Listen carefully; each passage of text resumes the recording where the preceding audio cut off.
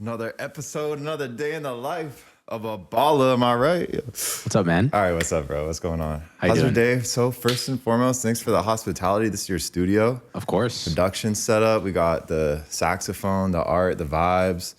Probably can't see there's a project open up in Ableton. So bring the mic down so we can see that beautiful face of yours. There we go. There we go. Tell us a little bit about yourself, man. Just like name, what you do, and Yeah, man. get into it. Yeah, my name's Fady. I'm a medical student, first and foremost, out here in Los Angeles, and I make music on the side.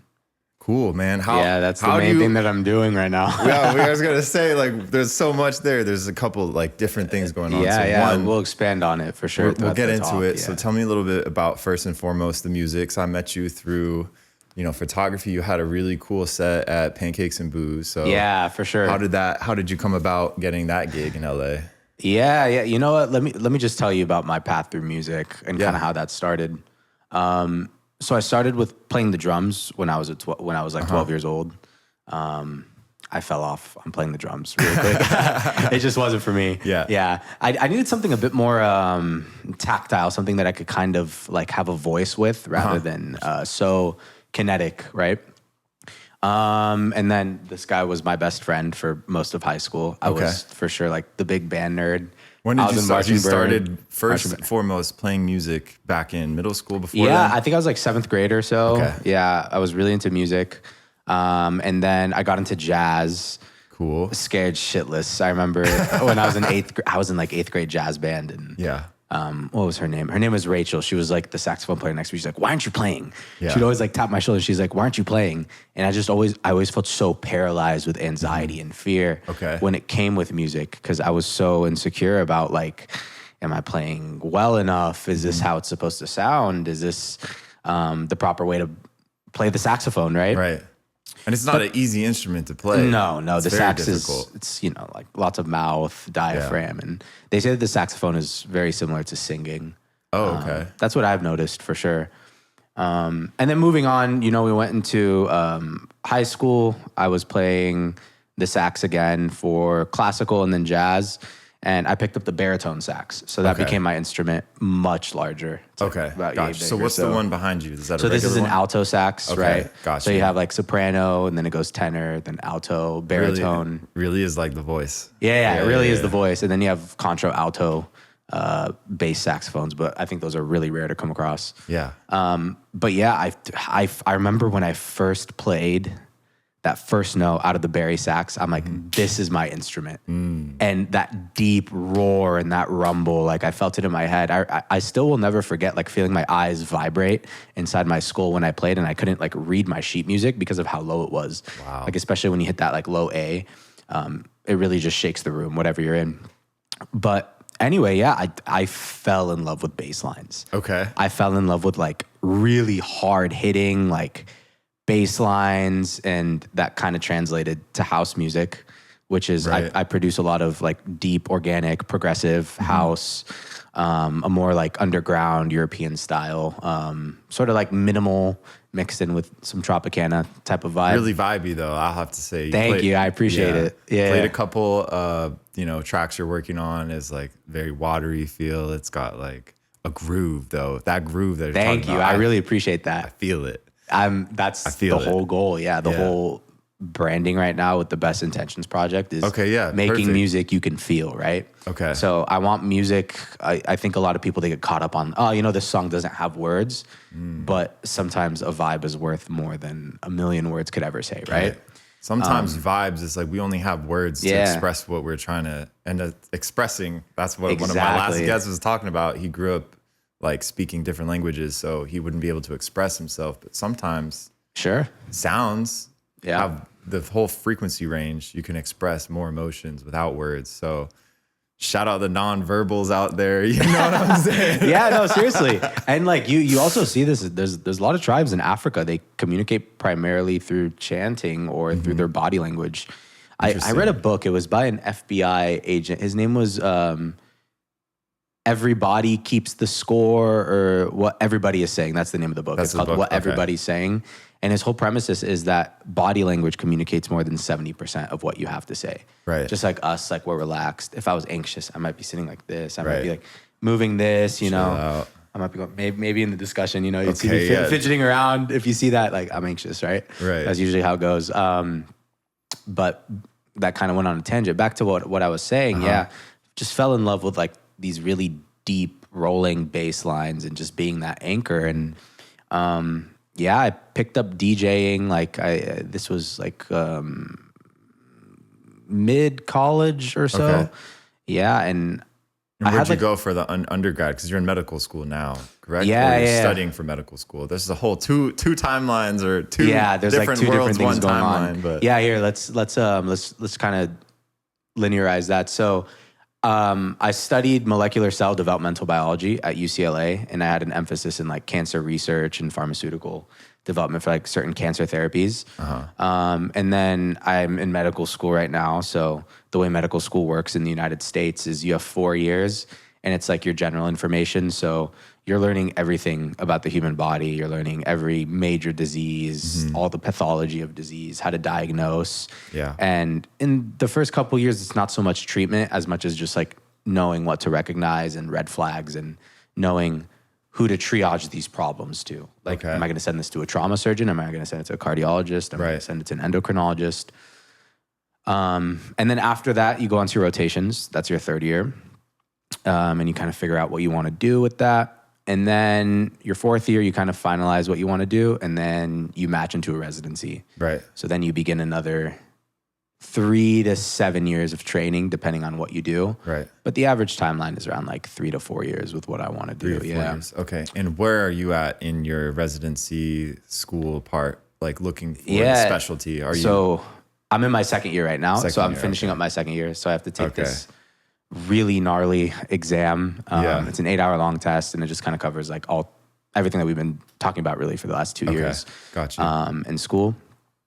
But that's kind of the timeline where I'm at with medicine. And then music, after I graduated UCLA, I graduated UCLA 2022. I took 2 years just to kind of enjoy life. I did a lot of solo traveling. Where'd you go? Tell me about it. Yeah, dude, this is the life. This is what everybody This is why we live, so we could live, you know? Yeah, 100%. I went to Guatemala, actually. I lived there for, like 2.5 months or so, and I was taking 4 to 5 hours of Spanish classes a day. ¿Hablas español? Hablo poco español. Okay. Necesito aprender mucho español. Hey, podemos practicar si quieres. No, you can't get me right now. Yeah, bro. Yeah. Anyways, so you're in Guatemala for a couple months. That's awesome. Were you like, what other kind of travels? Did you go all Latin America? Where else? Yeah, I was in Guatemala.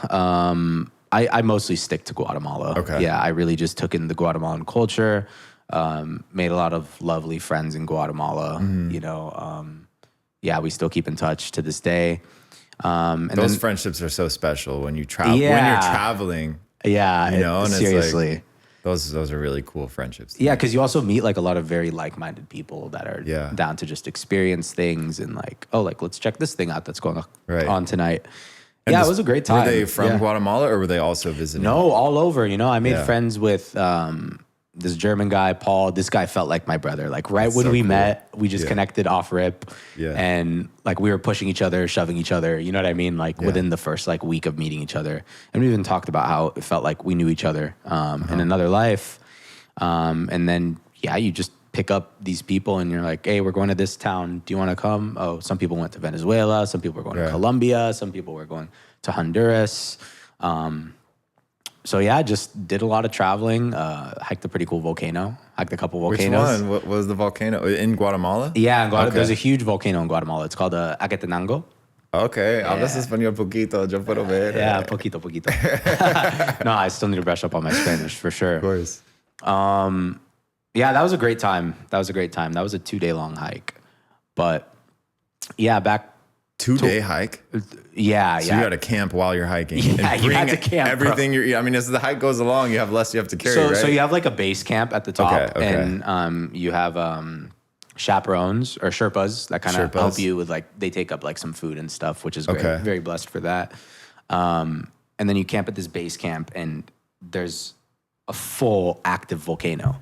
And it wakes you up like every couple hours or so because it's erupting. Oh my gosh. It's like vibrating like in your head. Yeah, like I even popped in earplugs and I would still wake up from getting startled so much. And you pop your head out and you just see this huge cloud of ash and red smoke. It was honestly an amazing experience.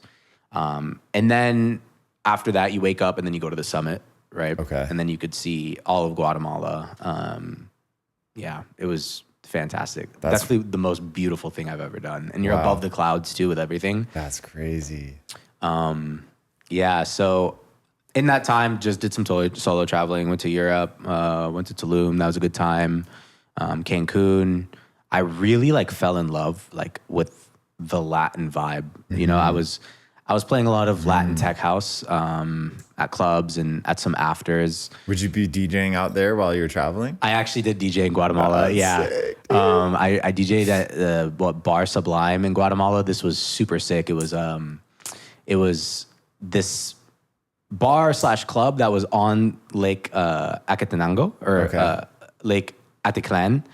And I met this guy. He was like, 34, 35. He was also another traveler. And yeah, we back to back played a set. That's sick, dude. That was super cool. And it was just this nice, like progressive house. And there was like a thunderstorm out in the distance. And the thing is, the way that the geography of this lake is it's surrounded by volcanoes, and the center of the lake is from the crater of a volcano. Oh, wow. So it's just so sick. And then there was Huachalal tribe. I actually went during, it's one of the biggest Psytrance festivals. I didn't know what Psytrance was. Right. And it sounds almost like a medical specialty. Yeah, no, Psytrance is like this mix of like psychedelic house music and deep melodic trance. Okay.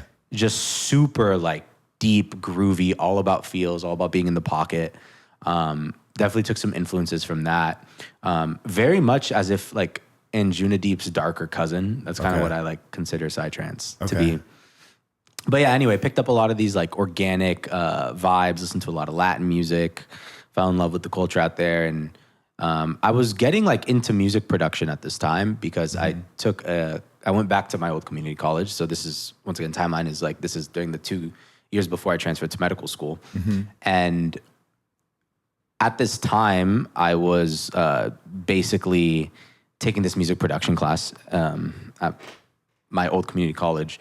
And we learned different principles of like music production and kind of like how to make a track, you know, from scratch and just kind of messing around with it. So, and that was your first exposure, like 2022 to 2023, making house music? Yeah, like making house music. Before you went to Guatemala?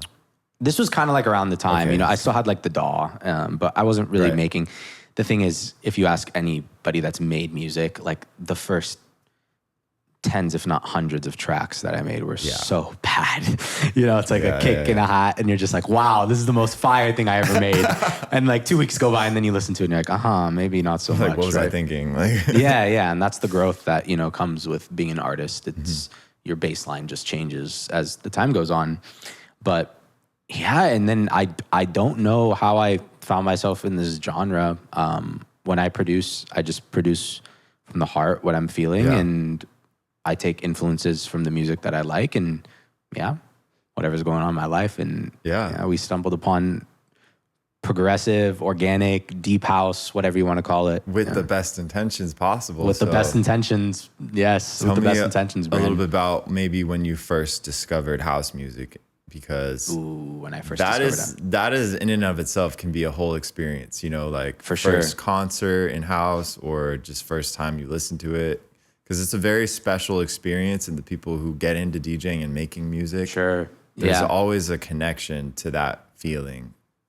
I remember when I first discovered, like, I don't want to be like a purist, but real house music, which is that more underground, not so commercial, not so refined for the masses.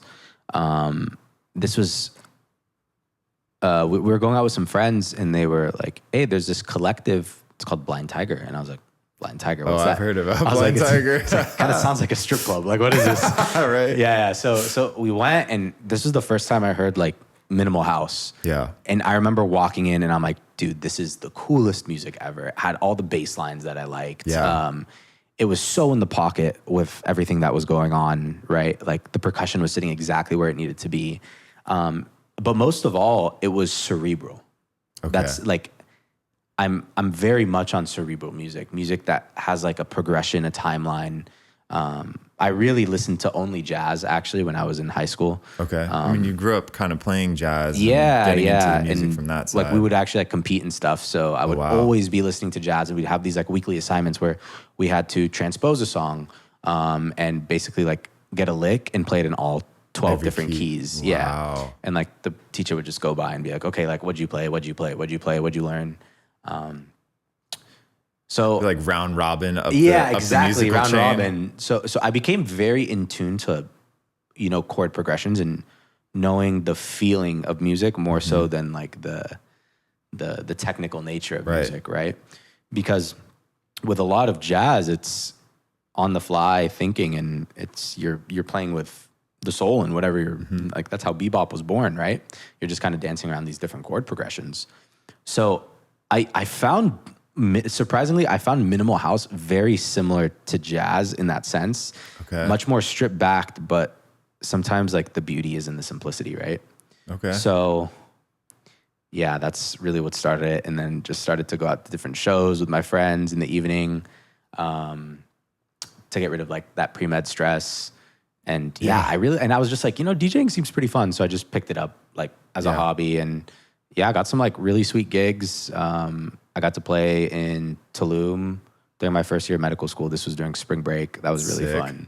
Yeah. How did you go about getting that gig while you're literally on you're there for medical school? You're like, you're studying in Tulum, and you get a gig just on the side. How did that happen? So I actually, I made like an Excel sheet. So here's the thing, like medical students are very like type A. So like I made an Excel sheet of like all the different bars, clubs, nightclubs in Tulum. Cause I was going to do like a trip there. I always wanted to visit Tulum and just kind of see what the vibe was with that.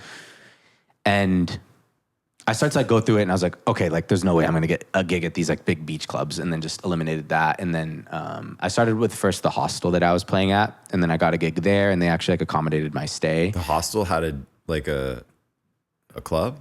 So it wasn't really a club. It was more so like, it was a chill DJ. You know what I mean? Like just like lounge bar vibes. Kind of like lounge bar vibes. So played a couple sets there, and they're like, yeah, like we'll pay for your visit. Like we'll pay for your food. And I was like, sweet. I had some flight credits. So I basically got like a little bit of a free trip to Tulum, which was pretty dope. And then in that time, I went to a rooftop bar. I basically said like, yo, I'm playing here. I'm going to be here for like the weekend. I'd love to play with you guys. And it just worked out. And he's like, okay, yeah, we'll put you on the lineup. That's super cool. What do you make of the international DJ community versus like local California, SoCal DJ community? I don't think I could really like speak too much on that. Like I've released music on international record labels. And what record labels? Yeah, have you been? Yeah. Cool. So I first released on Tibetania Records. That's like a more organic house, like Mediterranean style vibe. Then there's like YHV Records. And then recently I've been putting out a lot more music with Hathōr Records. That's in the Netherlands. And they got like a sister sub-label, House of Horus. So a bit more progressive and melodic house. We signed a track to the Purr, which is a pretty solid organic house record label that's in Serbia. And that's just been the momentum. Each track builds on the last one, and you're kind of building a discography with your collections, and each track gets a little bit better and better and better, and you just start sending out tracks. But of course, I do say this, and I've been rejected by like, so many record labels, right? Like the rejections, people only see the success with a lot of music, but they don't see the hundreds of like dog shit tracks that I spent hours on. Right. And then, you just put them away. But that's the beauty of music, is you're just borrowing ideas from the universe, right? Ooh. Yeah. Tell me a little bit more about that. Yeah. Because absolutely. I like that concept a lot. Yeah. So when did you first have that realization, like, oh, I'm making music, but I'm just really kind of borrow the way you say it, borrowing information from the universe. I like that. Yeah, I don't know who said this, but I remember one of my friends said, like, great artists, they don't attach their ego too much, which is why I never refer to myself as Best Intentions, really. Like I'm Fedy, right? Best Intentions is the alias for my organic, progressive, melodic house like ideas, because I never want to associate my own ego, all my flaws, all my pros to my music, right? Like I've always viewed music as a very spiritual experience, and being able to kind of detach the self from that and hooking onto an alias really is when the music starts to flourish, right? You make a bad track, it doesn't matter, right? That's just the alias, right? Right. It's just the energy you received that day. Exactly. It's just what you received that day. And it's that's my philosophy, is when I sit down and make music, depending on where I'm at, where my consciousness is at, I come up with great ideas that work out, and I'll make sometimes like the best track I've ever made in like 3 days. And it's completely done and finished in like 1 to 2 weeks. And it's signed and released within that month. And sometimes I'll like work on music for 3 months, 6 months, and it just goes so haywire, right? It doesn't get signed, it doesn't get picked up, but that's okay, right? Because once again, it's just, you're checking in and you're borrowing ideas from the universe, and you're not letting that like infringe on like who you are as a person, right? Because like I'm not my mind, right? I'm myself. My mind is like an extension of this greater conscious reality that we're all experiencing right now. I love it. Yeah. At what point in your journey as a student of medical science, as a traveler of the world, and as a creator or channeler of these universal vibes, like, did you come to that understanding for your own self and how it's best for you, like best intentions? Like, how did you come to that conclusion that, oh, this is the best way for me to, you know, share this inspiration? Because it had to come from somewhere. Do you remember that moment? Because what you just described in that one sentence could like, that could cure a lot of people who have identity issues with regards to assigning their music to their ego, to their personal life. Like, we're not knowing who they are, like the bridge then becoming the alias, et cetera, et cetera. 100%. I'm so glad you asked this question. I was actually, I was having a chat with my buddy from the UK, Henry. So shout out Henry Robin, fantastic producer, so gifted. He's actually remixing one of our tracks on the Purr. So that should be coming out in the next like 3 to 4 months or so. But we were talking about artists having like a really unhealthy relationship with music. And you see like a lot of these like really fantastic artists, what ends up happening? Like they end up dying from, unfortunately, suicide. They consume too much drugs. They have something go bad in their life. And it's just this interesting phenomenon that like a lot of trauma drives the spirit in this really interesting way that experience like a cathartic break through music, right? And personally, I had that break about 2 months before starting my first year of medical school. My little sister was diagnosed with cancer. I'm sorry to hear that, yeah. Yeah, and this was just like a really interesting timeline, because this is when my music started to become good enough to get signed to record labels. But I was still like at the entry phase of like my music production career. Like this whole entire Best Intentions project is still like very, very new. It started September 2024. So that's very like, fresh. Yeah, that's when I released the first track. That's sick. Yeah, it's super exciting. I'm really excited to see where it goes. But I think the dissociating from what was like going on with my sister's condition and like with the stress of medical school it's you know, like that's the way that my brain worked. It's I found comfort in making music and being lost in these, and that's why if you notice my music, it's very repetitive, and there's an idea that kind of develops. And I've always found, like I mentioned before, you know, like being able to develop these ideas slowly and grow these ideas, and like being able to tell a story, it's able to kind of take you out of the present moment, or it's actually able to take you out of the external moment and put you into the present moment. Almost paradoxical, right? You come into the present. You come into the present by being distracted from not thinking about everything that's going on in your life, but you're present with your own conscious being in that moment. Yes. That's a great way that you put it. Yeah. But you might not be thinking about what happened 10 seconds ago or what you have to worry about in 30 seconds. Absolutely. But you're just so present with your existence. and maybe that existence isn't even housed here on Earth. Like maybe. Yeah. I'm a very spiritual person. I'm Christian, you know, I'm not just going to throw out like everything and everything. Yeah. That's my personal beliefs. Nothing against what anyone believes. We could talk about that for sure. But where was I? It was the moment of just being present with the moment. Sure. And the environment in which your presence is, it might not necessarily always be like centered in the life that you're living, but you can be present with that conscious being. Yeah, right.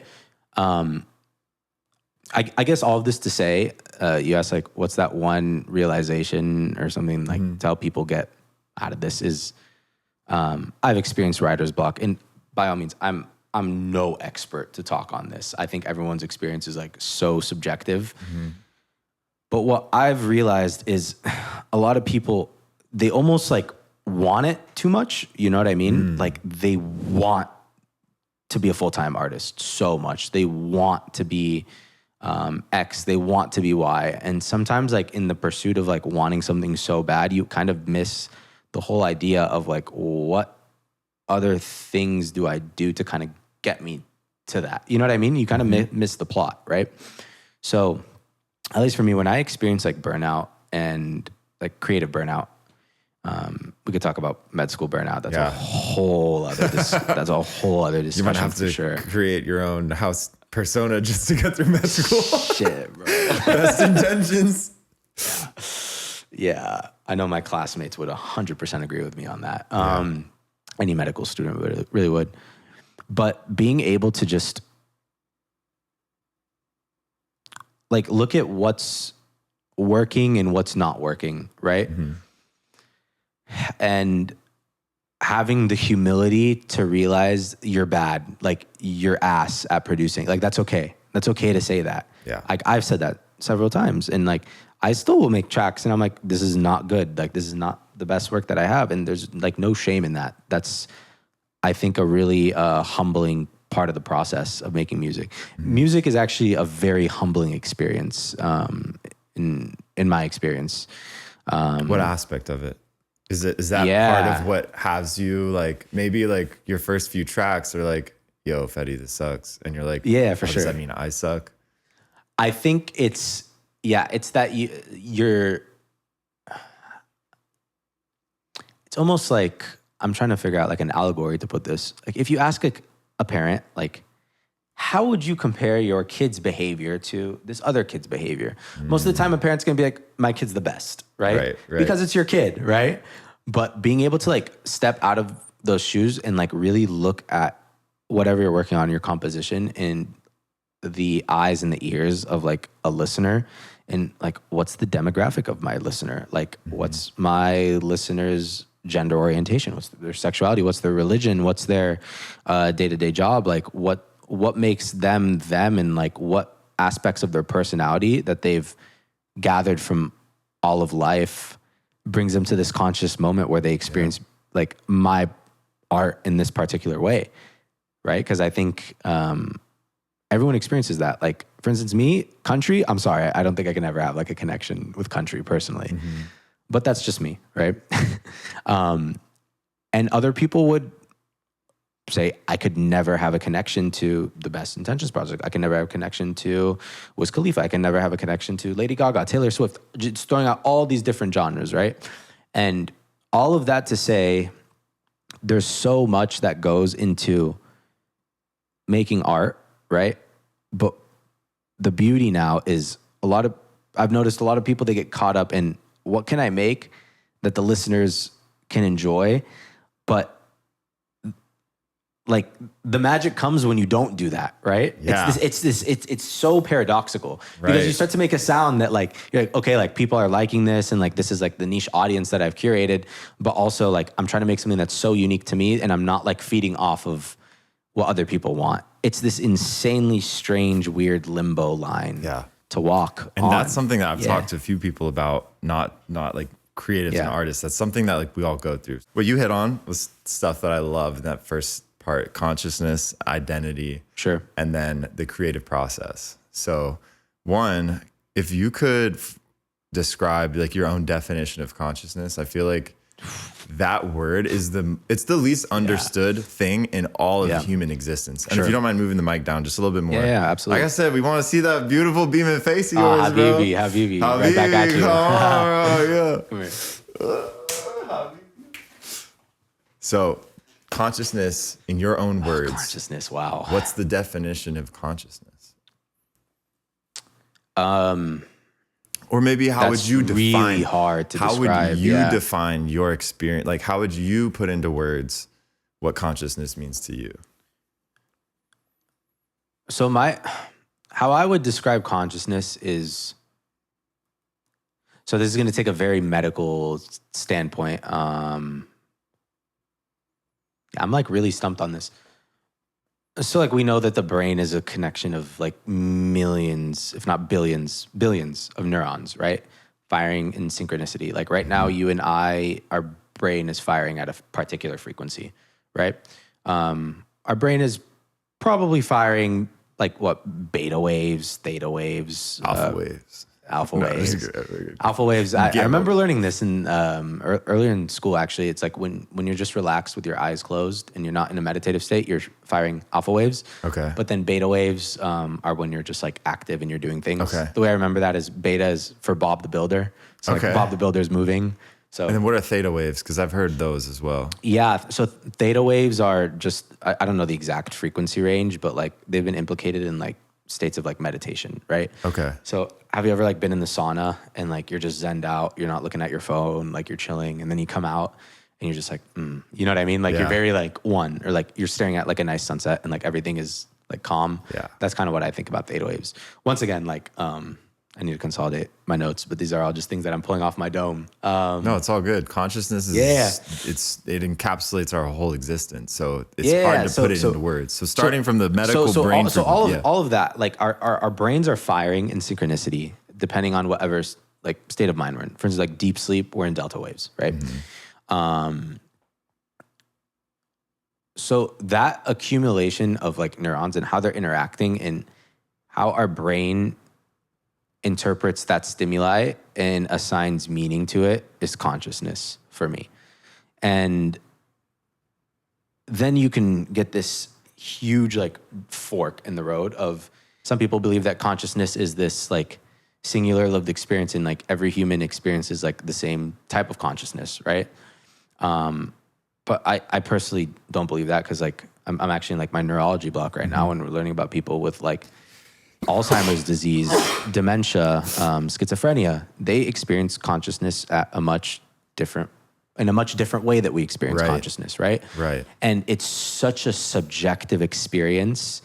And I think it's foolish for us to just define consciousness as one thing. Mm-hmm. And that brings me to my next point, which is I think a lot of spirituality now and religion tries to describe consciousness in this divine understanding that's beyond us, right? Mm-hmm. And with that being said, I think the highest form of consciousness that we can experience is love, because love is humility, it's selfless, and it is not putting a label on what you think something should be and accepting it and flowing with it, really, for whatever it is. Like, that's what it is, you know what I mean?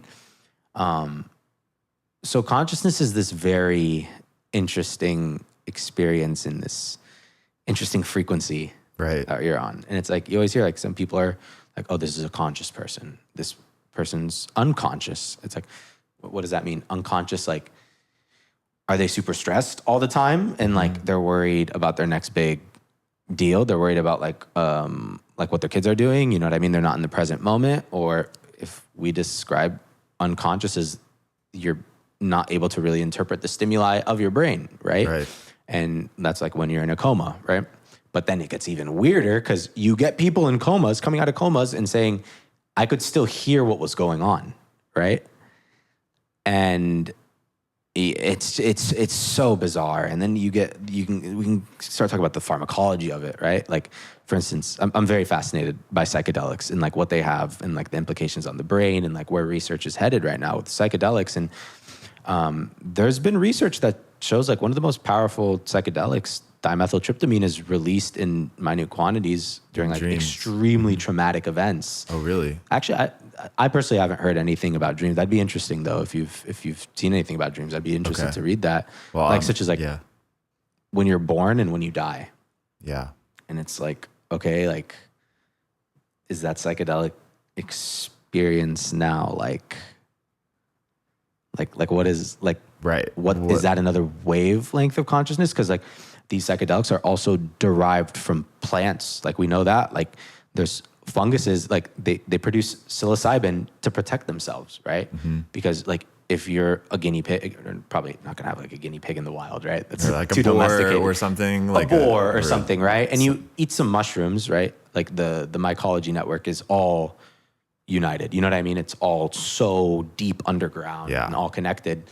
It's how plants communicate with each other. Yeah, exactly. Whole trees and forests. Yeah, and then there's even like research on like symbiotic relationships between fungi and then plant species, right? So are these molecules being used because they also transmit electrical impulses? We transmit electrical impulses. Like, sure, we can't be like, okay, like there's a basal ganglia, there's like a left lobe, there's a right lobe, and it does this and that, and like it interprets these stimuli.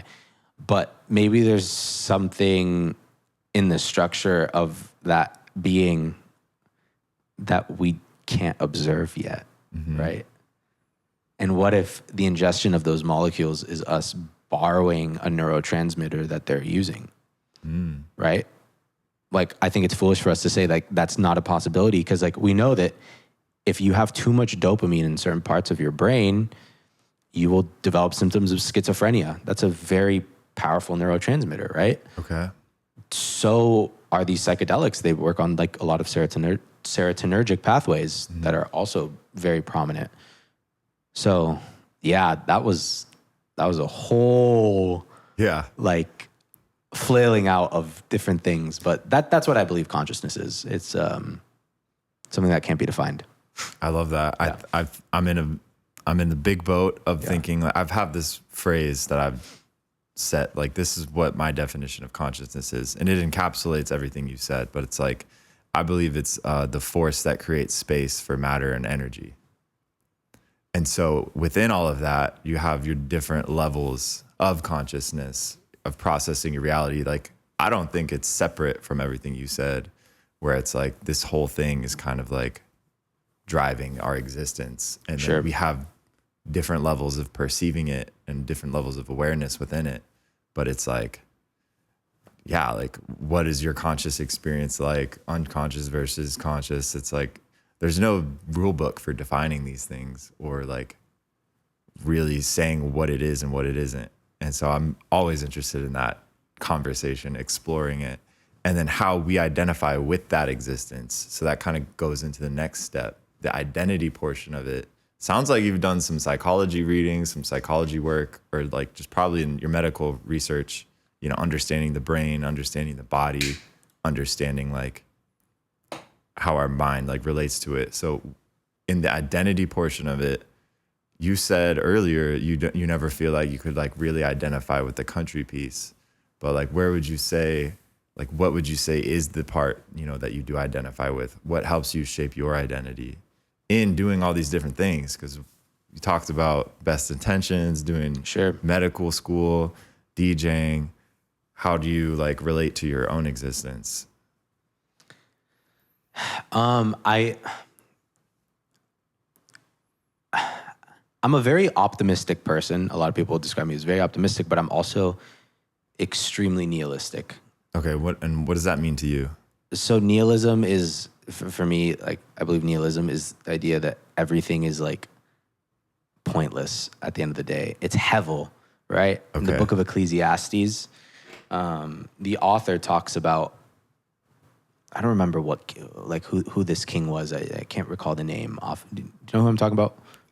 Ezekiel? I don't know. I don't know. One of them kings, you know? That's not as important as the message, but the message is this great king. He's like, I've had hundreds of women, the most beautiful women from the countries.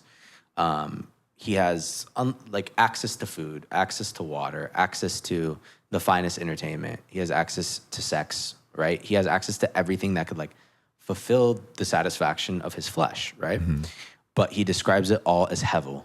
And hevel is, in Hebrew, it is just this finite nothingness that's a vapor and it's gone, right? So a lot of my identity is actually based on the fact that I am so finite and I am a vessel, right? I personally believe like I am a vessel of Christ and I will live my life through Christ however God wants to use me because I'm that disposable, right? So fuck it, whatever I do, fuck it, right? If this project takes off, I'm gonna do it.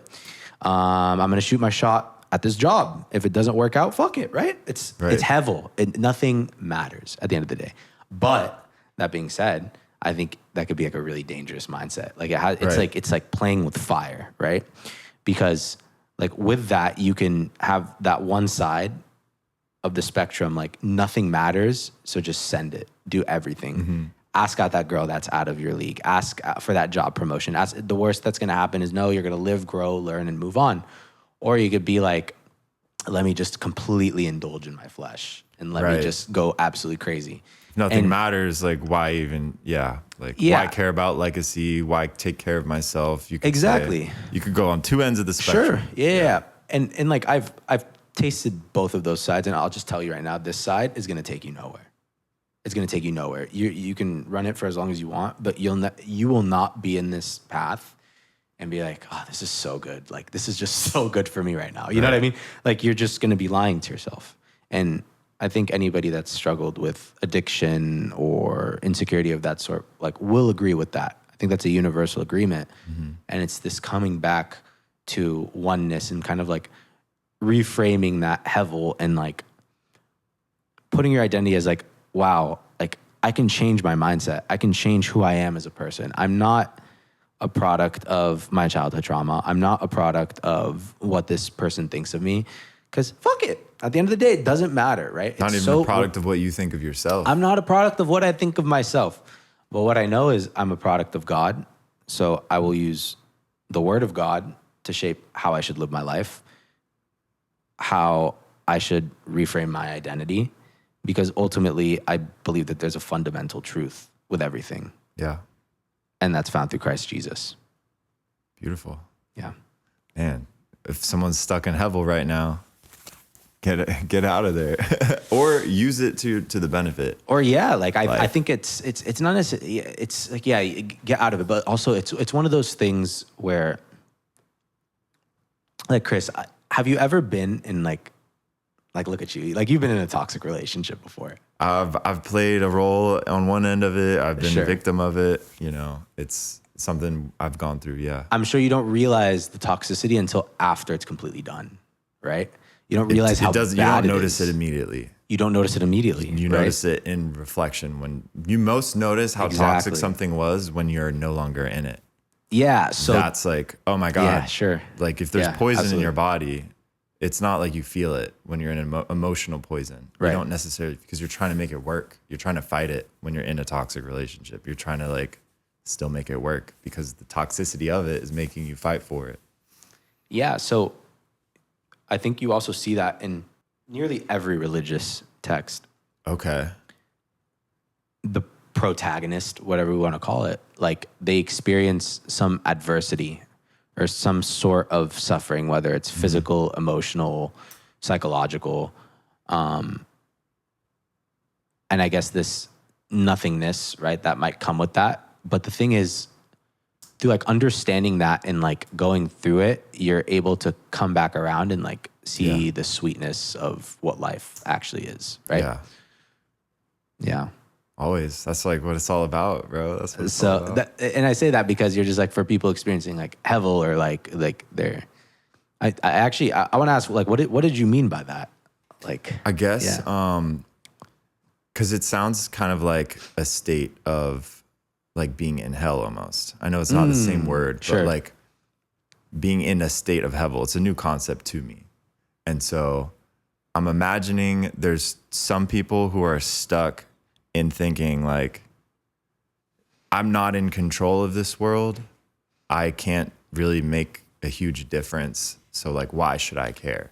Like that. The fixed mindset They'll versus have like the growth mindset. Yeah, sure. Yeah, they'll be like, well, like I don't give a fuck, not because, you know, I'm just like letting go of my ego, but it's like, well, I don't care because this world's going to shit anyways. Like that's what I think a lot of people might be stuck in if they just watch the news, they just look at what's happening globally, like thinking of yourself as just an individual and looking at the world around you being like, sure. Oh, like, well, I don't care, you know, like the apathy of being in that position. And like the benefit of that apathy comes when you don't, like you continue to do things that are good, but it's like when you get to that point of apathy and you just stop caring about everything.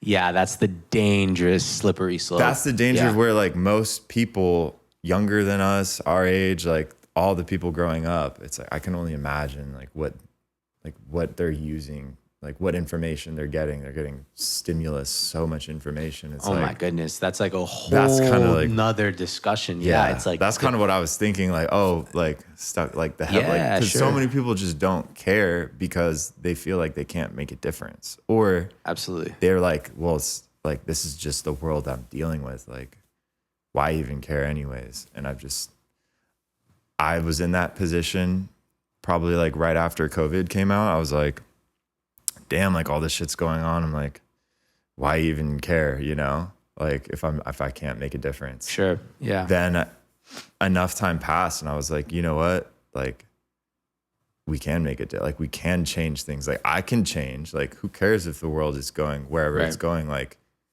if I share with one person and that's another person, and like, why not make a chain reaction the other way? If it's all going to shit, like why not stand up for what I believe in instead of just accepting that maybe the love that I want to create in the world, the world doesn't want. Like, no, that's like, no, I shouldn't care about that at all. I should still, in light of all that darkness, still be who I want to be and be who I am. That's kind of why we're here, bro, actually. Exactly. Yeah, no. And you mentioned a really good point. I want to expand upon. It's how do you get people that haven't seen that, like, let me be who I am, right? Or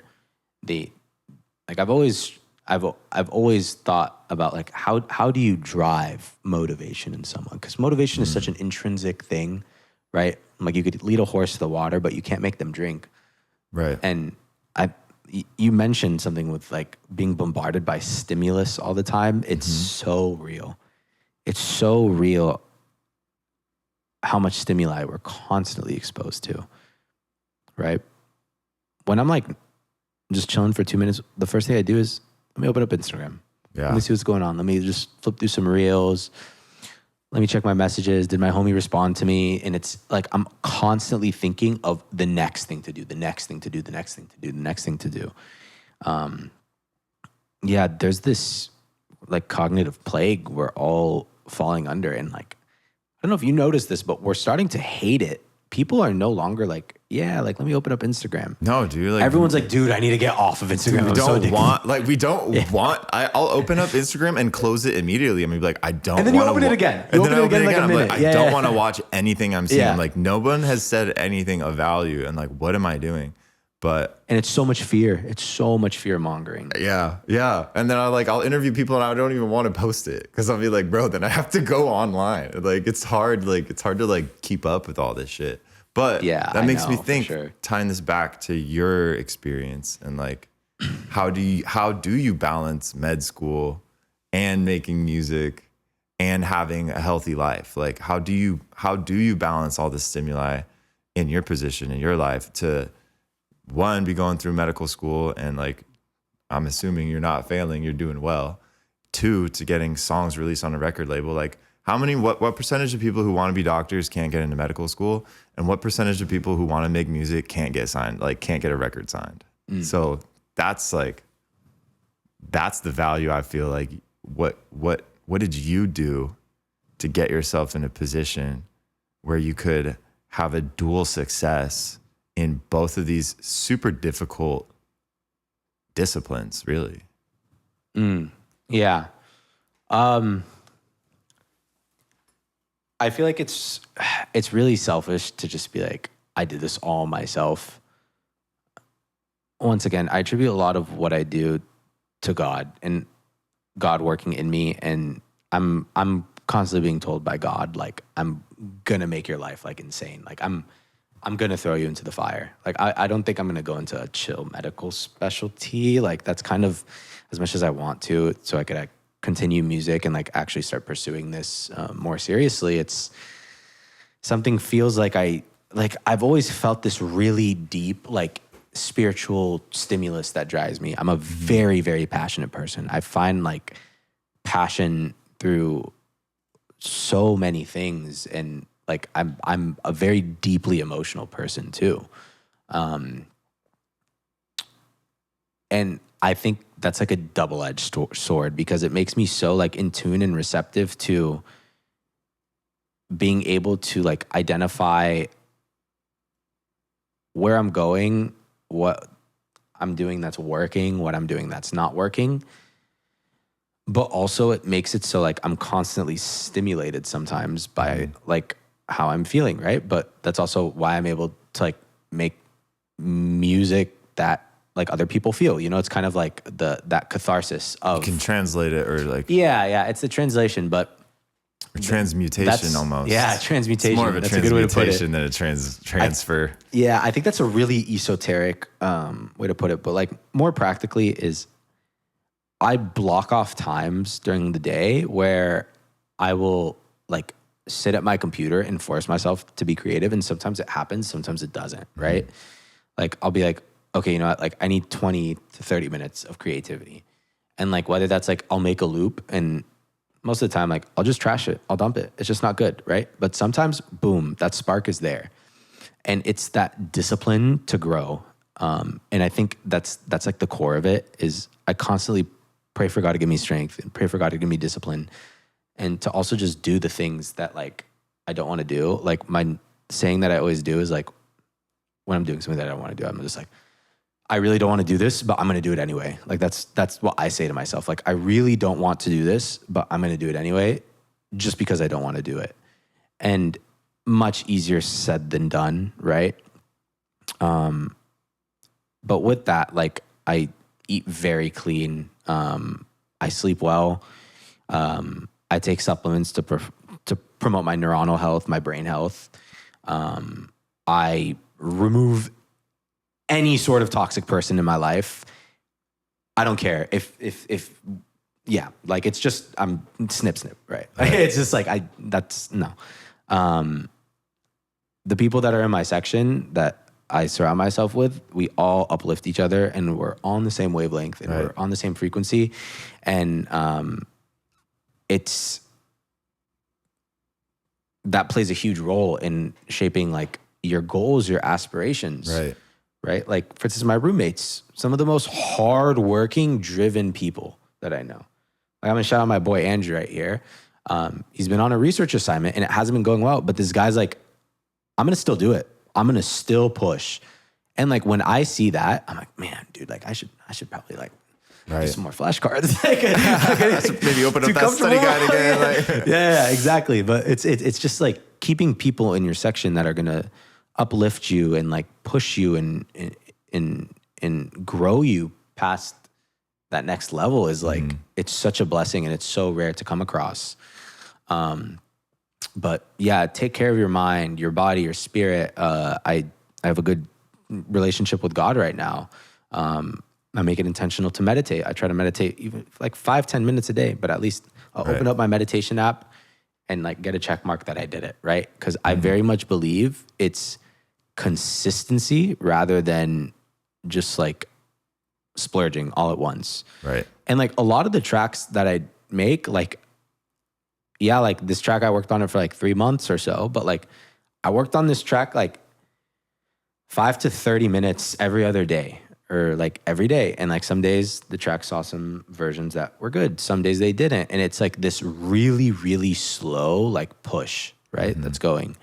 And I'm like a really big strength that I have that's also been like a huge weakness is like I can be a disinhibited person. So like when I think of something, I do it. Like I need to go to the gym, do it. Okay. Right? This synth is perfect right here. And I've actually like worked with other producers and stuff on tracks, and sorry for any artists that I've worked with, and I've done this, but like I'll find something like, this is it. Like, and he's like, bro, like you have like 20 more samples to go through, like go through all of them. But I'm like, no, this is it. It works. Right. And it's like, just commit. Go with it. Yeah, just go with it. Just pull the trigger. Just go with it. If it works, just have the courage to just be like, okay, this is what we're gonna do. And then now, like, it's like you're making a cake, right? And each layer like builds across the other layer until you kind of have like this full cake. And I think that just comes with time and like just trusting yourself and like trusting your ear. And I think it's also like, it's really important to note that like I didn't just come into med school and be like, oh, I'm gonna start making music now. Like I've been listening to like jazz. I've been studying jazz theory. I've been like in high school, we would go to these national competitions and we'd spend like 6 months on 3 tracks. Wow. And like we'd be there for 20 minutes, right? We had like hour, half long sessions, 20 to 30 minutes. And the conductor would be going over just 2 bars. And he's like, that trumpet, you're playing out of key. He's like, it's ta, not ta. Yeah. It's ta, not ta, right? And until everybody gets that, like we don't move on. Wow. But then once that happens, he's like, okay, do it again. Do it again. And it's like, you hear the discrepancy of what sounds good and what doesn't. Right. So like when I produce, I'm like, this sounds good. And I sometimes can't tell you why something sounds good, but I'm like, okay, like this just sounds good to my ear. And like, I feel like I've done it enough times that like, I just trust myself now. Also what you said earlier about it's helpful if it doesn't work out. Like if it doesn't work out, that who cares? Too, but also it's like, bro, it's just like I'm borrowing this from the universe, and you know exactly. what? If I got only so much time, why am I going to waste it trying something out that you already felt good, you felt it? Like, yeah. If it's not really you, sure, then it's like, bro, this feels right. I like that. Yeah, and that's something that I think a lot of people know too. They know when they're not themselves. Okay. Right? Whether you know what that self is, you know when you're not yourself, when you're not feeling like yourself. And sometimes you just can't put your tongue on it. Right. Sometimes you might think other people might know. And sometimes they do know. Realistically, most of the time, people don't actually care. Unfortunately, people are very much worried about what's going on in their mind. Mm-hmm. But it's trusting that like deep intuition that you have of being like, this is uniquely me, right? Mm-hmm. But all that being said, I think you asked like, how do I balance music and like medicine? It does also come down to medicine is so rigid. It's so draining. Yeah. I think a lot of like pre-meds, or at least when I was a pre-med, like you have this very like idealized view of medicine. Like, oh, I'm going to like save the world. I'm going to recommend all these treatments for my patients.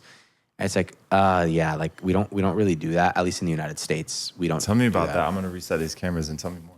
Back to, I guess, like what you were just saying about medicine, what it's supposed to be, what it is in the US. And I guess more importantly, the difference that you want to make in your medical journey and getting this expertise and, you know, going through the discipline of learning all this information. You know, you showed me the study guide, how thick it is with all the information. It's only getting like, there's only more information you have to know. Should we show them? Yeah, bring it out real quick. Yeah, this is the abbreviated study guide, right? These are the notes of the information. Yeah, so we use this book to kind of like guide us in our studying. And yeah, we have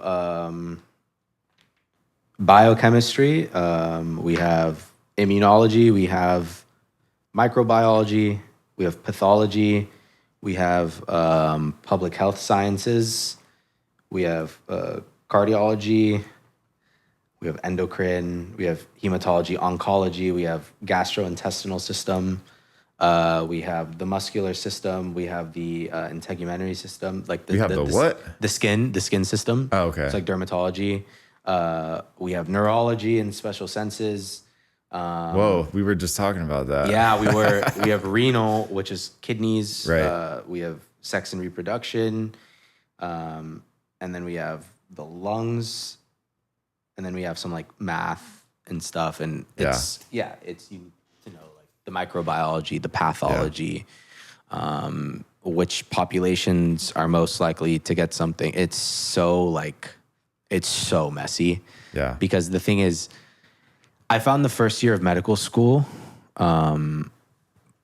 like, I don't want to say like easier because it's so difficult. Like both of them are so difficult, but it was much more intuitive because I was just like I saw the evidence of a divine creator. I was like, holy smokes. Like this is right. Like just how like interconnected things are. And I'm like, okay, this transport protein is located here and they have to touch like this so this can go there and do that. It's like, okay, like this nerve goes through this hole because it's located like right here, right?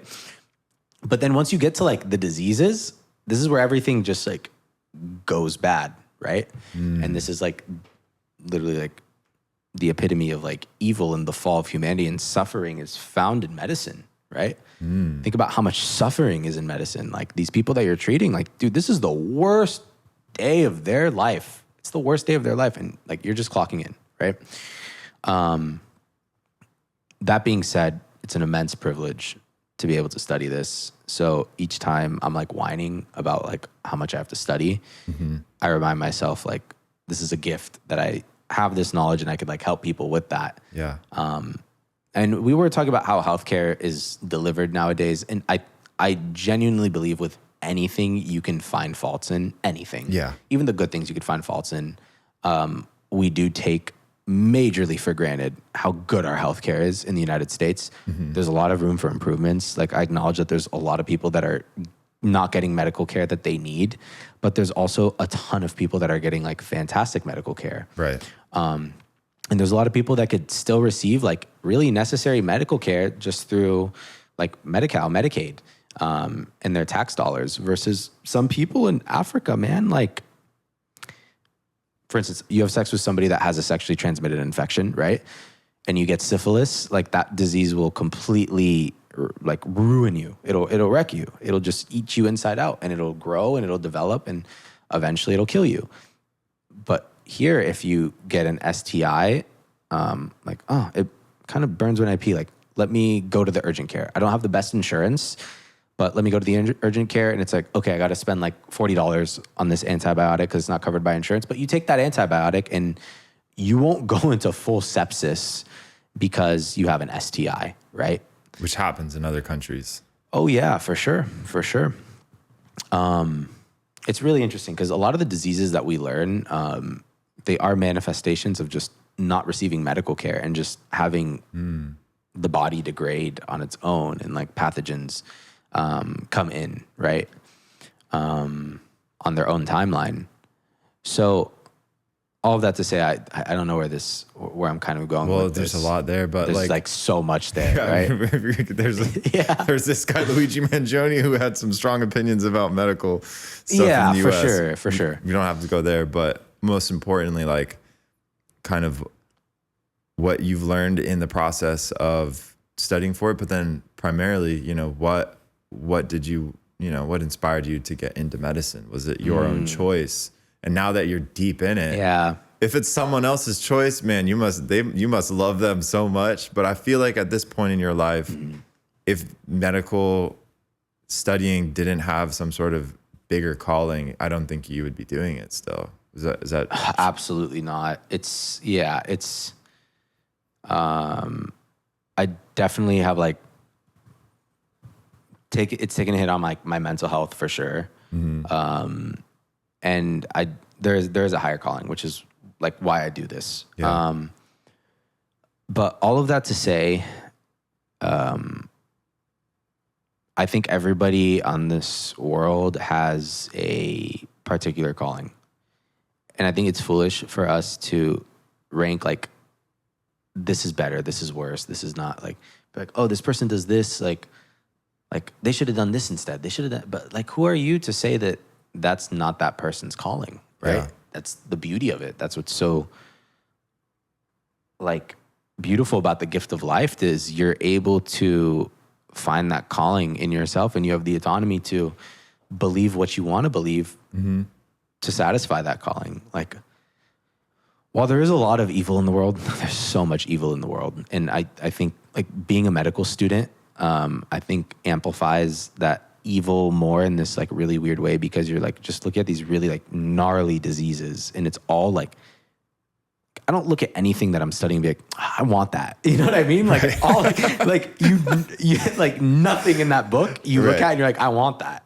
Right. It's specifically, that's what we're trying to avoid, and we're trying to like move towards the light, right? And I think medicine has this like really amazing power to just revitalize and like restore humanity. Like, yeah, there's a lot of sin, evil, and corruption, but this is that one thing that I feel like I could actually like have a tangible impact on and kind of change the course of humanity. And like, yeah, it might be a really small community that I serve, right? But that's what's going to give like my personal life meaning and fulfillment, which is interesting because like that does come at a cost of me degrading like my mental health. And like, we're just getting started too. Like, yeah, I'm not responsible. I have zero responsibility. So like, who am I to complain right now? Like, I have no responsibility for anyone. My responsibility is I sit down, I do my flashcards, and then I get a student. I get a question right on the exam, but I'm gonna have a responsibility in 2 years, less than 2 years from now. People are gonna be like, what are we gonna do? You're the only person that like went to school like for this, or you can prescribe this treatment, right? Or there's other people in the healthcare team that are very valuable and do also do that, but you're that person in the healthcare team that's responsible for that, right? Like the blame will come on you if you mess up. Right. So like with that comes a lot of stress, and I always go to bed and I think like, I can't even comprehend how stressed I'm gonna be. Like this whole Best Intentions project is like, it's great, right? And it's like awesome that I'm very, very fortunate that I have this creative outlet while I'm in medical school. But like, I often go to sleep and I'm like, I don't know if like the stress of this profession is gonna be conducive to me continuing to make music. And how do you feel about that? My highest calling is medicine. So like, if that's a sacrifice I have to make, I'm okay with that. Okay. Yeah. That's do you really remember that the moment answer. when you came to the realization that that was your highest calling?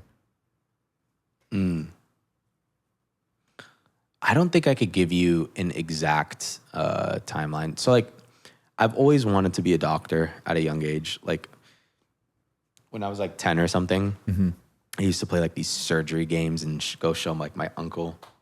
He's a surgeon, and I'm like, look at this, like I'm doing surgery on a teddy bear. You know what I mean?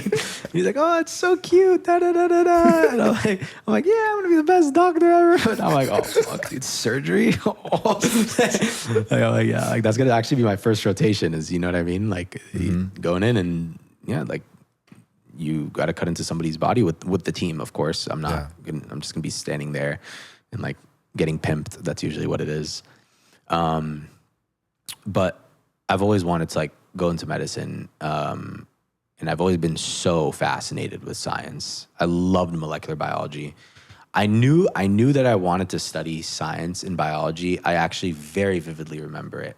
It was when I was in 9th grade, and Miss Blaywis, her name was Miss Blaywis. She was my 9th grade biology teacher. And we learned about DNA replication for the first time. Oh, man. And she was like, so there's this protein called like a helicase, and it comes in and it kinks the DNA. And then you have like single-stranded binding proteins. They hold it open. And then you have this other thing called topoisomerase that opens it up, and it prevents like supercoiling. And then it goes, and then you have this primer. It goes, and I was just like, I remember like, I felt like that's when I gained consciousness in that classroom. That one thing, I was just like, holy shit, this is what everything is about. This is the plot, bro. This is the plot. Like, I'm here, you're here because of that one phenomenon, right? Yeah. So I was just like, I have to study this. And I was like, I'm studying molecular biology. And like, I even like came up with like, I was like, I need to get this tatted. I came up with like a tattoo idea like that week. I got that tattoo on my leg like 2 years ago. It's actually like the tree of life. So it's adenine, guanine, thymine, cytosine. Have you seen it? No, I haven't. Damn, bro, that's fucking sick. That's literally, if you can't see it, dude, that's gnarly. That's sick. Talk about the tree of life. Yeah, my parents almost killed me when I pulled up with that. You know, like some Egyptian parents are like, "What is on your leg?" Right. I'm like, "You're like, Dad, I'm like, that's what you are. That's what you are, Dad. You're the tree of life." It's like, you made me because of this. Yeah. But yeah. Did you get? When did you learn about epigenetics? Because I read this book. We studied it very briefly in AP Bio when I was in school, but it was like there's this concept, this book called like The Biology of Belief. Oh, where I read it once. Did you know who wrote it? I forget. I could tell you later, but it was basically about the concept of like they started with the placebo effect. They started talking about epigenetics and how like your thoughts can actually change your DNA at a certain level. Like your consciousness can affect, because there's the your genome, which is all the DNA, and then you have your epigenome, which is like the proteins that get expressed in your genetic code. Not all of them get expressed all the time. And that's like when mutations in DNA happen, either like positive or negative. Some of the mutations in DNA lead to like the success of this fish because, you know, the salt water got more salinated. So like they had this mutation where like now they can process salt better in their bloodstream or whatever. Yeah, or like, absolutely. On the alternative, it's like, oh, this person grew a giant lump in their like in their leg and now they can't walk or something. So like the mutations, so that, like their genes get eliminated. Yeah. So they kind of go either way. But like this whole concept of the epigenome is like the layer above the layer that determines which genes get turned on and off. Yeah. So it's really interesting that you mentioned that. So I was like first introduced to epigenetics during my third, like we kind of briefly talked about it in like Bio 1 and Bio 2. Like, okay, like genes that are acetylated are activated and then methylated, they're like inhibited. And my professor at the time was just like, this is kind of like what we know about it and like just use this for what we know. And then I had molecular biology with a professor at UCLA. She's like a world-renowned molecular biologist. Like she's doing absolutely insane things in the field of molecular biology that were people never thought were possible. Like she's reprogramming cells by turning on and off particular genes to make them like pluripotent. And what a pluripotent cell is like you have a cell that like doesn't really know what its identity is, and then it could decide to be like what type of cell it wants to be. So it's like, I'm going to be a nerve cell, I'm going to be a heart cell, I'm going to be a lung cell. You know what I mean? These aren't stem cells. These are... So if I remember correctly, it's like you have stem cells and then you have pluripotent cells and then you have like totipotent cells. Sounds like those cells are just borrowing information from the universe. Yeah, it does. But like there's like certain criteria. I don't remember it off the top of my head. Like some cells could like become everything except like a placenta. Other cells could become like any type of cell. Okay. But I remember she was like her team, like they found these 4 genes that when they overexpressed them, they basically like reverted a cell type that was like a neuron into an undifferentiated neuron. And then they made it into another cell. Right. And that whole idea was like they were dealing with proteins that were like either acetylating or like methylating particular genome sequences. And like you mentioned, depending on the type of like functional group you add onto the DNA molecule, you're going to either unwrap it so it could like transcribe and translate. Transcription is like when you read the DNA, and then translation is when you take that red DNA, which is now RNA, and you make it into a protein. Because like we're basically proteins for the most part. Like we're proteins, carbs, and fats. Like that's kind of like what we are. And water. And water, yeah, like 70% water. It's like insane how much we could have a whole entire discussion on water. Dude, yeah, I was watching the dinosaurs on Netflix the other day. Yeah, such a sick series. What is it like? Real life, like it's like an animated like story of the universe and like how the evolution of the universe, and it's just beautiful production. Shout out. Yeah, shout out to the dinosaurs if you guys. And that fucking DNA molecules scientists. Yeah. But like they talk about water and like how important water was for everything. And like you have too much water and it kills everything. You don't have enough water, it just kills everything. You know what I mean? Like somebody said, this is a random quote, but it's like, he said something like a crazy, like 60% of the world's problems would be solved if people just had more water. And I was like, dude, I feel like, okay, I see what you mean with was that. not a medical student at all whatsoever, but like it just came out of his mouth. And I was like, you know what? That's funny. That's if we were all properly hydrated, we probably wouldn't. Yeah. Hydration. That's why I'm sipping this water. Yeah, man. Want some water? I'll get some later, but that's really, you were diving really deep into molecular biology and that. Do you remember that professor's name and like kind of what? Was it just like a course you took? Like this is what back was her name? She was an Australian professor. I unfortunately don't remember her name. I've had so many different professors I was gonna say, throughout the years. Yeah. Honestly, sometimes like I forget what my professors' names are in school right now because it's just so many different ones that come in. I couldn't tell you that. I couldn't tell you that. I can tell you like what they look like, but I could not tell you the name of my college professors. Like I'm seeing their face, but I just could not tell you what their name is.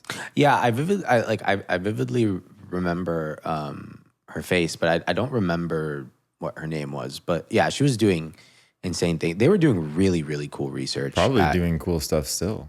Yeah, they are. But this was like actually an eye opener when I studied molecular biology because I was like, I want to do research. I want to do this, that. And I was actually like a TA for some time for like research courses at UCLA where we kind of like examined research and like talked about the process of research, but we weren't doing the actual research. And then I was working at a wet bench lab. So that's like when you're actually like, when people think about like a scientist, they think about like, you know, like wet labs. Yeah, you know what I mean? Like the little tidbits that you're kind of going through.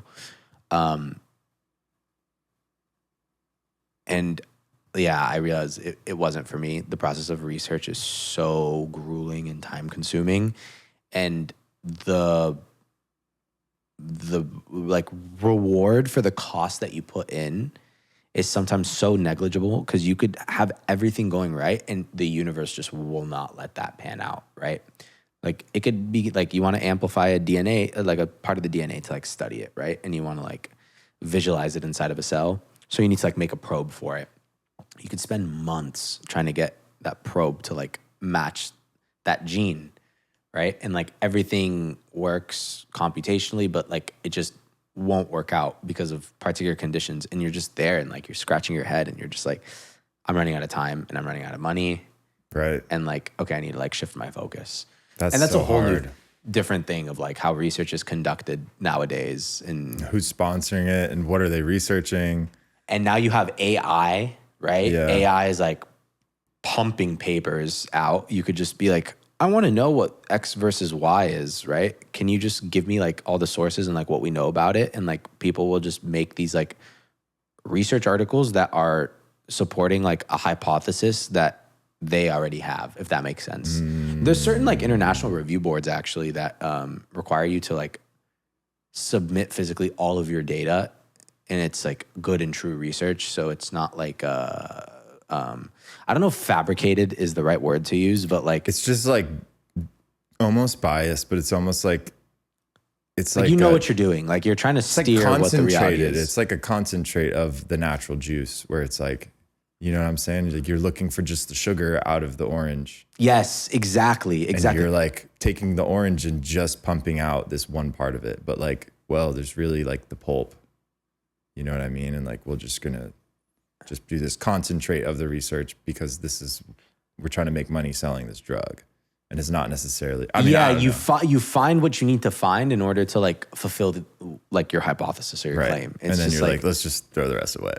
Yeah. Yeah. And it's just like, that's always been like, oh man, like, okay, like that's what we're doing. But that's a whole nother topic for discussion. But there's also like really good research coming out. There's like fantastic research. So At the same token, it's so easy. It's so like, I think we talked about this earlier. It's so easy to just talk bad about so many things and see like the bad out of things, but you could also like see the other side of the coin, which is like you see the good, right? Yeah. That's what I like doing. Yeah. That's what I love doing. Me too. I can tell you like doing for sure. it too. One of the questions that I like to ask everybody is kind of going back to what you have on your shirt there. Shout out that shirt right there. Yeah, this is there's actually a small brand. What's it called? It's called Inertia. Oh, cool. Yeah, somebody from SoCal So shout out to Inertia. Shout out to Inertia. Keep it moving. I saw this guy at the gym, and he was selling this clothing. It was some good high quality clothing for a good cause, and yeah, it looks dope. Now to ask, I love it. The question for you, kind of similar to my question about consciousness. Like no right or wrong answer, but like, what does it mean to you to be human? Wow, I feel like I'm in my medical school interviews right now. They ask you these questions. Yeah.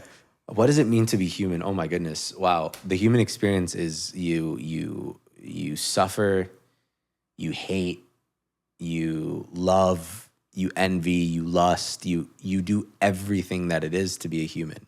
You do all the good and all the bad. I think every human is capable of like so much good and also so much bad.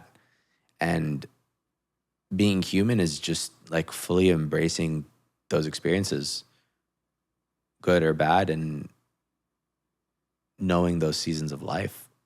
Because like the seasons of life are, everyone goes through seasons. You have highs and you have lows, ebbs and flows, as some might say. That's what I think it is to be human. What do you think it is to be a human? Man, I love asking this question, and It's a really good question. Yeah, it's probably like consciousness and like being like we don't think about it every day. We just like it's a baseline assumption that we just accept, like, or we don't even consider. We go into all the levels of being a human, but like, what does it really mean to be human? I'm asking that question because I'm still trying to like figure out what my own definition of like my own humanity is. But I think a good way for me to answer it is like, it's to experience, it's to go through life and like create and experience things. But that's so beautiful. Yeah. In short, but it's like, I don't know really what it means to be human. Cause like you look at all life forms and it's like, what makes us different? Like there's clearly something that makes us different. And like, you've got intelligence, you've got different technologies that are basically reconstructing consciousness. My definition of technology is like the tools, systems, and devices that are involved in the reproduction of consciousness and transferring that information around. And it's like, these like AI is like a civilizational level reflection of human consciousness, the available data that it has.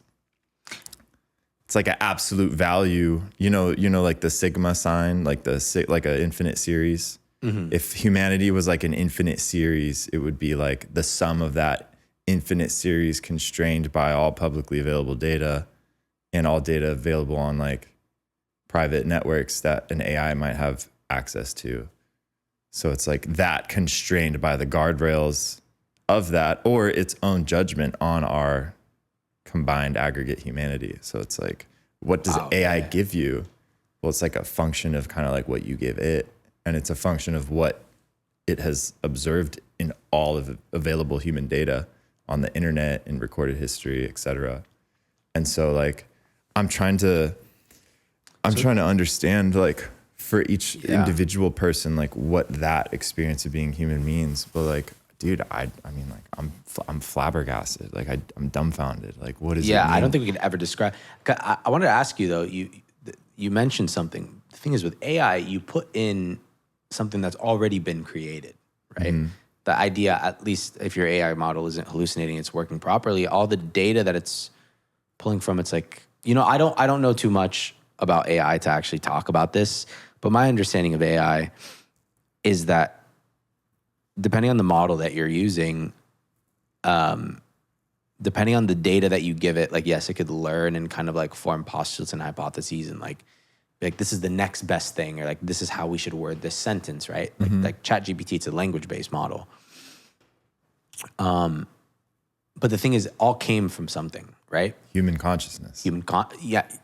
But so that's the interesting thing where you're describing human consciousness to like AI, but the thing is like AI is something that was like already made where it's like, is human consciousness now something that has always been there and we're just like tasting from it each generation? Or is it something that we're constantly making and we're defining what it is to be a human each day? I think it's a combination of the sum of everything that's happened, and as time passes, additional information onto that narrative. And who knows if time is secular or if it's linear completely, or maybe one of my friends was like, time is more like a spiral going through, like it's a spiral with like multi directions. I don't know what time is either. That could like be it. Look at gravity, for instance, and how gravity affects time. That's like a relationship that I don't think we're gonna ever actually like know why that is, but like time around a black hole is like much different than you've seen Interstellar. So relative. Dude, I love that movie. Was so good. That was one of those movies that like you get that feeling like, oh my God, like I feel like I understand the universe, you know? Right, but like I don't know anything. Like, I don't know anything. I fully understand it all. Yeah, the more I've noticed, like the more one knows, the more they realize they don't know shit. Yeah. Wow, like I don't think I've ever felt more. I say this to my roommates all the time. I'm like, dude, I don't think I've ever felt stupider in my life than being a medical student. I'm just like, I'm so dumb, bro. I'm like, this is insane. Like, what's actually out there? It's like, dude, but most people, we don't think about being human on a daily basis, but like two, we don't think about how our cells are autonomously functioning without our input. Millions and billions of them, microorganisms working together to create our like one life that we just like fucking use. Yeah, and then it's also like, how does the system know what to communicate with? How does it know to send like this cell to this part of the body? And it's people being, oh, it's like a chemokine, you know, like this interleukin is releasing it triggers the signal for it to go there. And I'm like, okay, but how does it know? Right. How does it know that like that's what it needs to respond to? Right. It's like well, there's a receptor there. Okay, what? How did that receptor like come to recognize that as the reason for it to go there? And like, why was that reason brought out there in the first place? It's like it's so like recursive, and you feel like you could just ask like a million questions. And then once again, that's why it's like I believe in an ultimate creator and something that's way beyond us. I like, of course, I believe, like I'm a scientist. I believe in evolution, but I just don't buy like, poof, like this just happened and like through trial and error, through millions and millions and millions, if not billions of years, like we've kind of like evolved into these like really complex beings. Sometimes it's just a little too synchronous. You know what I mean? Mm-hmm. I was almost thinking that as you're talking, I'm like, it has to be like a divine creator to make this system. Yeah, and then you just look and you at think like about the plants and animals. Yeah, the similarities between like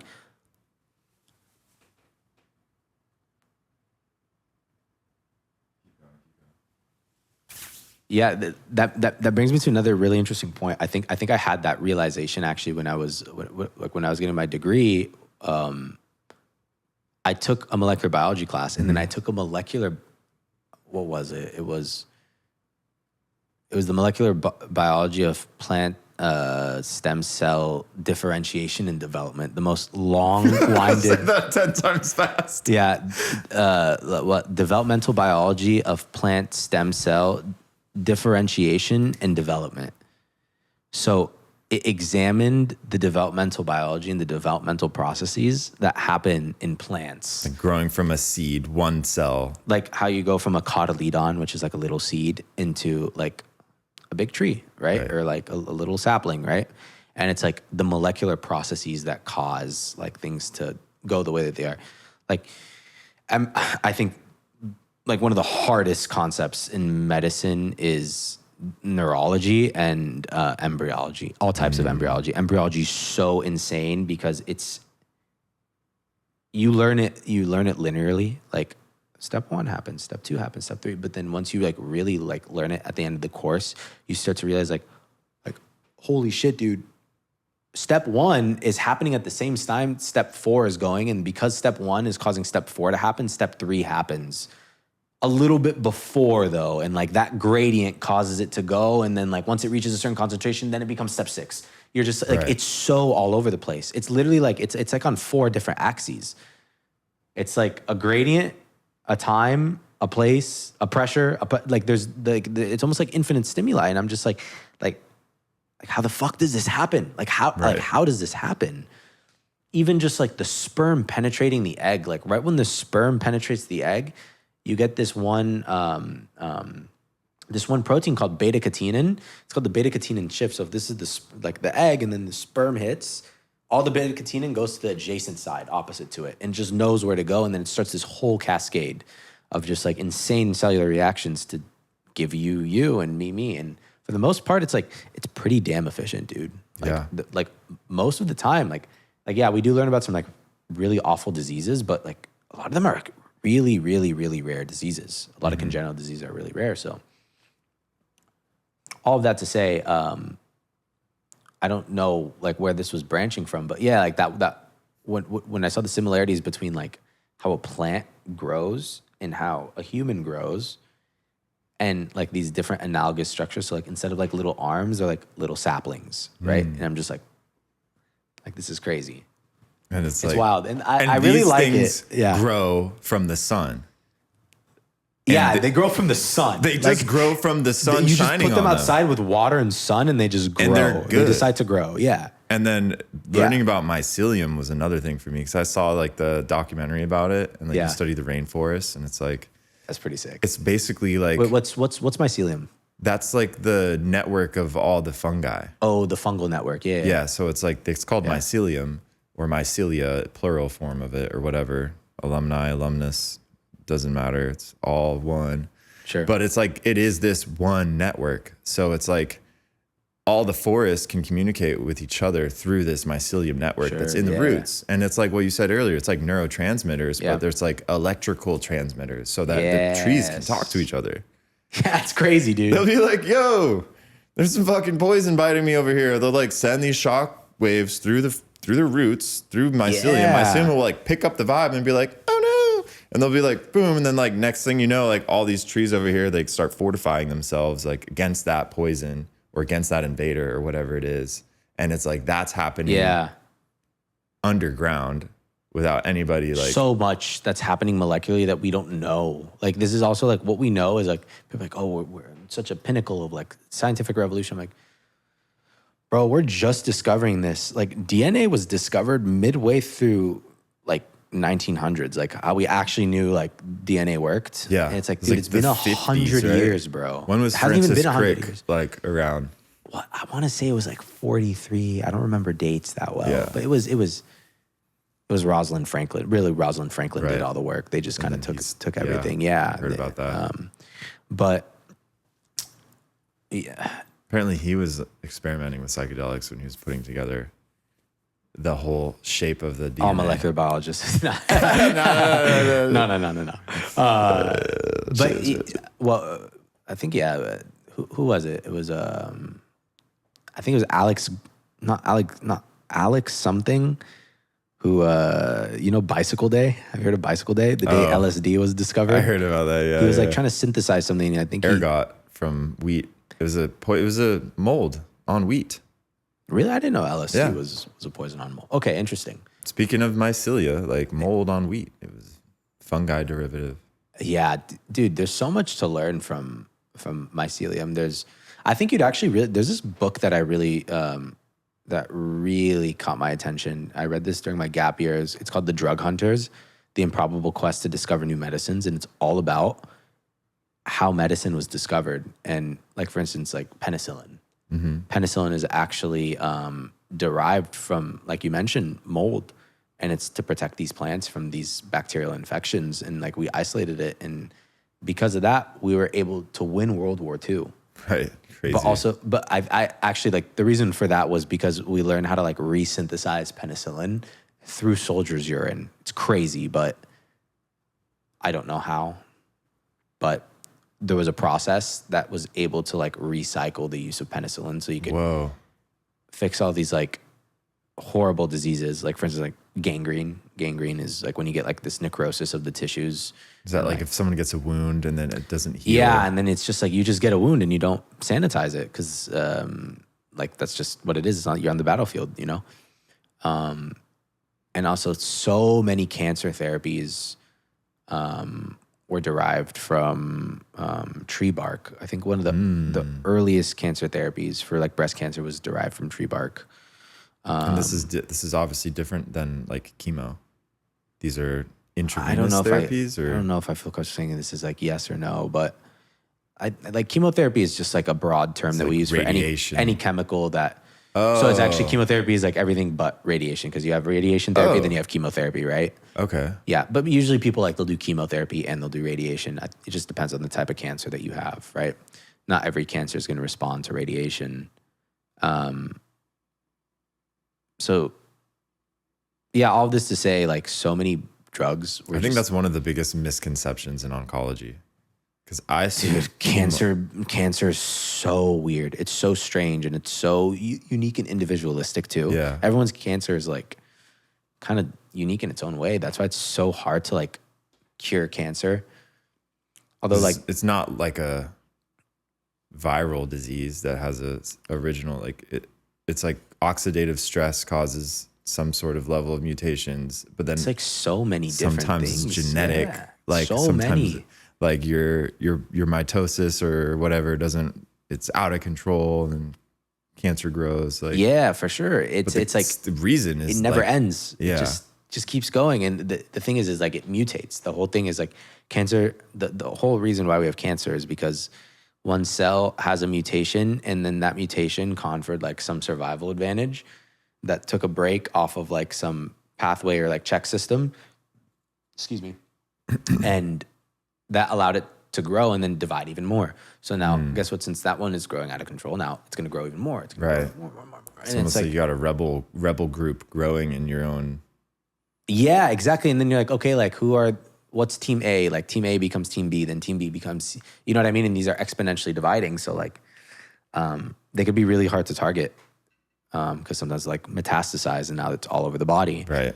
But also, I think we don't give enough credit to like the amount of cancer that is treatable. Like, for instance, my little sister, in the beginning of this discussion, she had ALL, acute lymphocytic leukemia.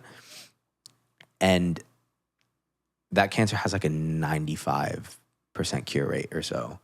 Oh, wow. Yeah, she was in remission like 1 to 3 months after she started treatment. You know, like her cancer was like eradicated from her body. But of course, you need to keep the protocol and keep receiving chemo. Till this day, she still receives chemo. But yeah, then there's some cancers that are just like so aggressive, you know what I mean? And they have like such low chance of survival, like for instance, like pancreatic cancer. But there'll be a lot of people that like will survive it. Like the treatment works for them. Some people will have like a cancer with like a really high cure rate and nothing works for them. It's such a hit or miss, you know? Right. But cancer's so weird, yeah. It is. Yeah. God bless people who survived. Seriously. Yeah. Seriously. Do you know what specialty you're gonna dive into when you're through these next few years here? Honestly, I don't think I know for certain, but given my personality type, and I'm very like go, I think emergency medicine kind of fits my pace. Yeah, looking at emergency medicine. I'm also like so fascinated by like integrative medicine.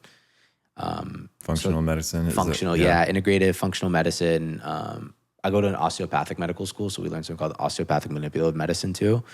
So that's like using your hands to treat certain like muscular conditions. That's also been like really interesting. I don't know if I would go solely into that as a medical specialty. I'd probably like stack it with other like disciplines or other disciplines, yes, to provide like more holistic care. But yeah, I don't know. I also like I haven't like talked to an actual patient in like 3 years or so.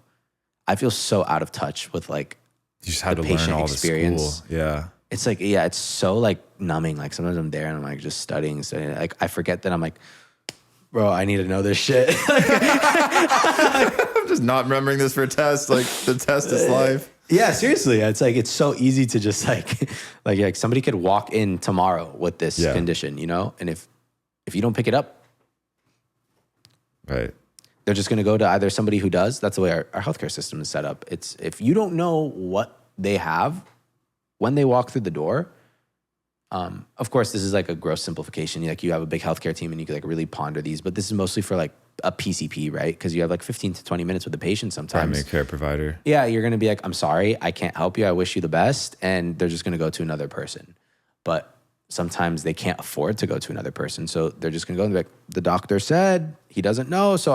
And then they live with that and maybe reinforce something in their own head versus, it's stressful, man. I'm just like, no, like you were just an incompetent provider. Like that's just the reality. You were an incompetent provider. You didn't catch what you needed to catch. Like you didn't learn what you needed to learn. And that person went home without the treatment that they needed. Yeah. And you just have to be real with ourselves because, like, dude, these are people's lives, bro. Right? Right. It's not just like, it's not like, oh, oopsie. Oh shit! Well, my bad, bro. Control Z. You can't just redo that. Like you can't do that. You know, it's like right. That's why you have to go through all this school, and that's why it's like, I mean, it's so hard to get into medical school. Yeah. So once again, hard. it's a huge There's like privilege, huge blessing, but yeah, glory to God. Yeah, all glory to God. Well, dude, if you had one piece of advice to the people who are thinking about becoming doctors, or the people who are you know, stuck thinking maybe I should or shouldn't make music, or whatever their passion may be. That's a good question. What allowed you, because you're different than most music people, you know, like you have a shit ton of discipline. I know the highest levels of music people have a lot of discipline, but when you think of the creative, you think of like no schedule, no discipline, you know, like the classic creative is somebody that, you know, might be not as grounded in, you know, day-to-day life because they're in touch with that creativity. But that's really interesting you brought that I think up. that's I think the we could open up a stereotype. whole new discussion on that. Yeah. I think it's I think it's not true, but it's I don't general, think, it's this. I think that kind of like negates like the power of creativity. It's it really like, does, but it's kind of, I feel like it makes it look like creative people are lazy, and it's just like, no, like that's not what it is. Yeah. Right, or like the artist lifestyle. Like, oh, you're an artist. It's like, dude, come on. Like we're so past that, right? I think there's more art in science and more science in art than we believe. For sure. And so that's why like you can be both. Yeah. And you're like prime example of I'm on top of my music. I'm working on my project. I'm on top of my studying. I'm on top of my health. I'm on top of my mindset. Sure. So it's like the balance of all these things. But if you could maybe speak to the younger version of yourself that didn't have the discipline, or maybe didn't have the inspiration or that connection to higher power that's allowed you to go through this, what do you think you would, with your knowledge today, what would you say to your earlier self or someone in your position that you were in before, trying to figure out what to do with their life and purpose? The first thing is it's going to be okay. Like, you don't have to have everything figured out. I know, like with what you said, like there's a lot of things that I don't know. Like, I don't know what medical specialty I'm going to go into. I don't know where I'm going to be living next year. I don't know where I'm going to be practicing medicine. I might get sent to like Tallahassee, you know what I mean? Or like a rural hospital, you know, and I go into a specialty that might not be my top choice, you know what I mean? But I might like not be able to keep up with music, you know, I might make better music. I might make worse, you know what I mean? Like you don't know where it goes. I might not be here tomorrow. That's, once again, that's the whole idea. Like we talked about that. Life is fragile, in an instant. I've seen people die right before my eyes. I've had experiences where I literally almost died right before my eyes. And like, it's so easy to just wake up and be like, I'll do it tomorrow. I'll offset that next month. You don't know that tomorrow's not a promise. Like, God willing, knock on wood, I go to bed, I have a heart attack. You know what I mean? What am I going to do? But all of that to say, recognize that life is a blessing, and like just keep on pushing whatever it is you're called towards. Do it to the best of your ability, because it's not a guarantee that you'll be able to do it later. It's not a guarantee that you'll keep your sanity. It's not a guarantee that you'll keep being able to walk.